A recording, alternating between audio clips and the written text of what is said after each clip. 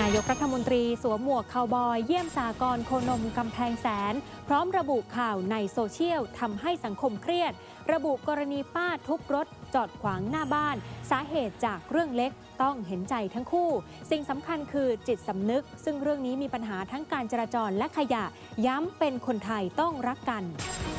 เจ้าหน้าที่เร่งตรวจสอบเหตุป้ายขนาดใหญ่หักโค่นทับหญิงอายุ 26 ปีเสียชีวิตที่ตำบลท่าพลจังหวัดเพชรบูรณ์หลังฝนตกหนักลมแรงส่วนจังหวัดสกลนครฝนฟ้าคะนองหลายพื้นที่บ้านเรือนประชาชนเสียหาย 14 หลังพายุพัดต้นไม้หักโค่นทับถนนและสายไฟขาดทำให้ไม่มีไฟฟ้าใช้ในหลายหมู่บ้านขณะที่กรมอุตุออกประกาศเตือนอากาศแปรปรวนฉบับที่ 8 ยังมีฝนฟ้าคะนองลมกระโชกแรงเกือบทั่วทุกภาคจนถึงวันที่ 24 กุมภาพันธ์นี้และมีลูกเห็บตกบางพื้นที่ในภาคตะวันออกเฉียงเหนือ